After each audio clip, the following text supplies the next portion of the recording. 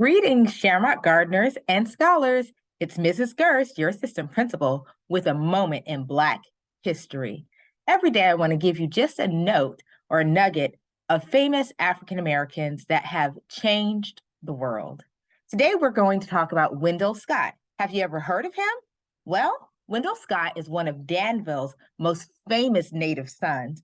He has a face that is recognizable not only among scholars of Black history, but also among longtime NASCAR fans. That's because Wendell Scott is known as the man who broke the color barrier in stock car racing. And he did so in 1963 when he became the first, and might I add, still the only, Black driver to win a race in what is now the Sprint Cup Series. Facing racial prejudice among not only some of NASCAR fans, but also fellow drivers and NASCAR officials. Scott eventually won over most of his critics with his mild manners, his eagerness to help others, and his leave them in the dust racing skills.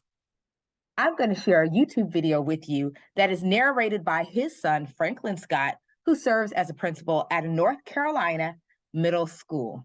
The story takes a closer look at the highlights of Wendell Scott's racing career. Danville, Virginia native Wendell Scott was the first African American to compete in and win a major NASCAR race. His son Franklin tells the story.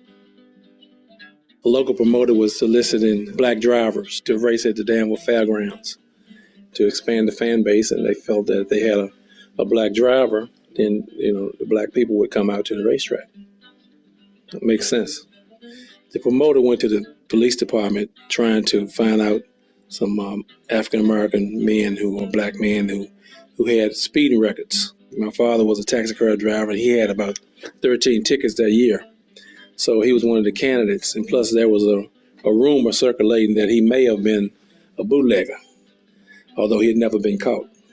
So that night the car came all to pieces and everything, but he finished the race and did really well. So that's kind of how he got started. But most drivers back then, they were either bootleggers or former bootleggers, because they had a knack for driving. They had a knack for speed. They had instincts as far as driving cars. But my father was also a mechanical genius. He was unique in that aspect where he could take a car and get the most out of it. He could create things if he needed a tool and he couldn't afford to buy it, or he'd make it. There were many challenges because of my father's race. One was when we think about traveling. Okay, nowhere to stay. We couldn't go to motels, nowhere to get food. We had to always improvise even to get a meal. Many of the service stations, you couldn't get gasoline. You pull up to the service station and it had white only. So we had to plan our trips or put extra fuel in cans because we knew the road that we traveled, what was available to us, whether it be food, fuel, a place to stay. If we went to a major city, we make it find a hotel or something that was owned by a Black. We could make it spend one night in a hotel. And then another thing was being able to afford to stay. So a lot of times we slept on the side of the road. We'd bunk out wherever. I'm going down this road feeling bad. I'm going down this road feeling bad. I'm going down this road feeling bad, Lord, Lord. And I ain't gonna be treated this way. At first they treated him pretty rough. They didn't particularly like the idea that a Black man was trying to invade their world. And so he had some tough times, but he gained respect because he was so talented as a driver and a mechanic, and he even had to help them. They were having problems. He would go help them with their problems. And there were always a few who became loyal to him. And so as time went on, there were only a few who never accepted him, but the majority of drivers did. Every once in a while, we'd have a driver who didn't particularly like him outrunning them. They would, try to spin him out and wreck him and things like that. He didn't believe in the words "can't" and "never." We weren't allowed to use them growing up as children.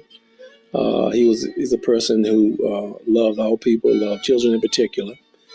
And he was a person who instilled in everybody he met that you can do this. If you're willing to work hard, and do the things that's necessary to be successful, you can be successful. And he didn't believe in any boundaries. Certainly not race. The color of his skin was never anything reason not to do your best. My father was truly a great man. He was a great man, and I think that as history will always portray him as being such, the more you know about him, the more you love him.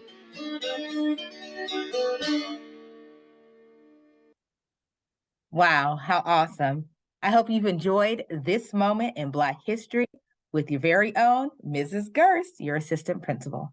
Scholars, have a wonderful day.